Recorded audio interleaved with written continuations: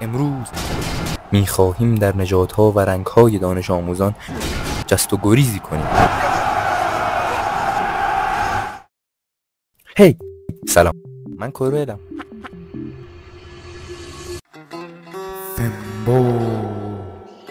اسپان ریت اینا تو ریژن میدلیست کلا کمه، اما اگه پوشن لاک بخوری احتمال 2.5% تو کرج پیدا میشه. تو مدارس که دیگه نگم، به دلیل سختی مدارس ایران تقریبا صفره، مگه اینکه مدرسه پولداری چیزی باشه. من اینجا این نظریه مطرح میکنم به نام خفا برای بقا، یعنی ممکنه بهترین دوستت یه فنبوی رنگ اس باشه و فقط برای ادامه حیات نشون نده. پیشنهاد من اینه که کلیدشو بدوز از تو کیفش، برو خونهشون، بعد به قدر رسوندن خانواده‌اش ببین لباس گربه پوشیده و خوابیده یا نه. این روش تضمینیه دوستان.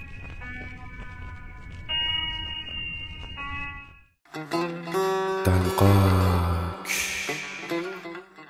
اسپان ریت اینا تو هر کلاس پسرونی 100 تا 500%. اینا فدایی هن. صفر میشن، اخراج میشن، خورد میشن، تحقیر میشن که ما رو شاد کنن.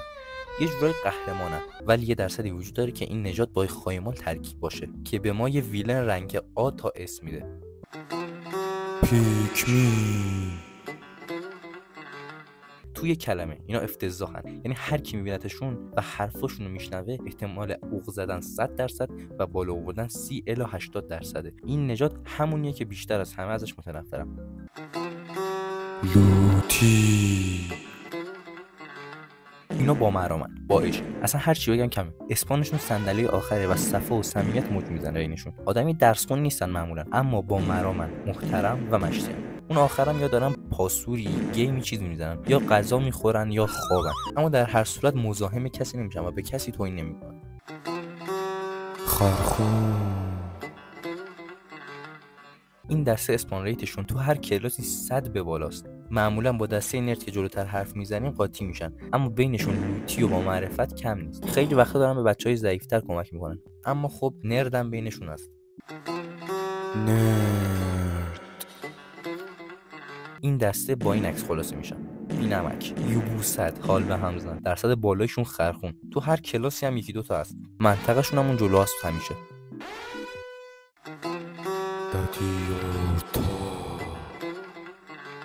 این دسته فقط تو مدرسه دخترونن و تو مدرسه پسرونه وجود ندارن و سر کلاس با کشته مرده هاشون گهکاری میکنن. اسپان ریتشون هم 90%.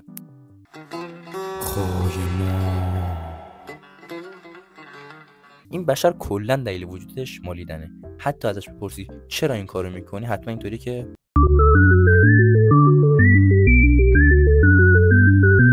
واقعا منفور و تو سری خورم ولی بازم میمالن. سعی کنید باشون دوست نشید.